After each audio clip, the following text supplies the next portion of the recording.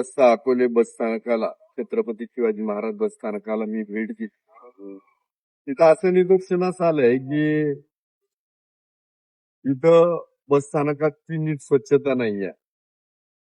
कॉलेजचे पोरं काही नागरिक गुटखा खाऊन, गुटखा तर बंद आहे आणि तिथं खूप सारी घाण केली, चुकून घाण केलेली आहे. तिथं स्वच्छतागृह आहे, तिथं जाऊनही बऱ्यापैकी घाण केलेली आहे तिथं. तर मला नागरिकांना परत एकदा विनंती आहे, आपण जर खरंच भारताचे नागरिक आहे तर थोडं जबाबदारीने राहा.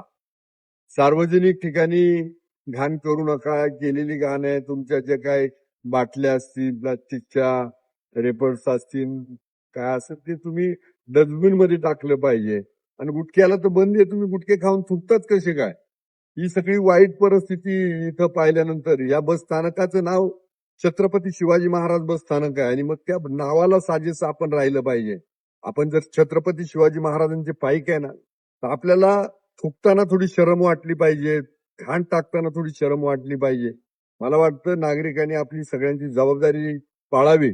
आणि दुसरं मी जे पाहतोय की हायवेच्या कडेनं आता तुम्ही नवलेवाडीच्या दरम्यान गेलं पुढं नवलेवाडी आणि त्या परिसरामध्ये आगस्त विद्यालय किंवा आपण शेकेवाडीपासून सुरुवात करू फार राजूर पर्यंत लोक रस्त्याच्या कडाला आणून घाण टाकतायत. बरेच जण नोकरदार सकाळी जाता जाता कामावरती आपली घाण रस्त्याच्या कडाला टाकायचे, निघून जायचं. म्हणजे इतके बेजबाबदार जर तुम्ही नागरिक असाल तर तुम्ही भारताचे नागरिक होऊच कशी शकता? तर त्यामुळं तुम्ही सगळ्यांनी एक सद्भावना म्हणून तुम्हाला सांगतो की आपली घाण आहे त्याची विल्हेवाट व्यवस्थित लावा. रस्त्यावर घाण आणून टाकू नका. नाही तर लोकांसाठी रस्ता म्हणजे शेण टाकायची जागा, रस्ता म्हणजे कचरा टाकायची जागा.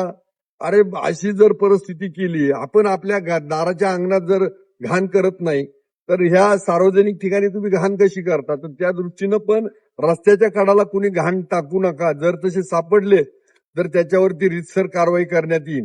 हे पण तुम्हाला ह्या निमित्तानं मी सांगतो. आणि बसस्थानकाच्या परिसरामध्ये गुटख्यावाल्यांचं तर गैच केली झालं नाही. सापडला तर त्याच्यावर कारवाई आहे. आणि जी काही एजन्सी आहे तिला मी सकाळीच तंबी दिली आहे की स्वच्छता राखली पाहिजे. इथल्या नागरिकांनी पण त्याच्यावरती लक्ष ठेवावं. धन्यवाद.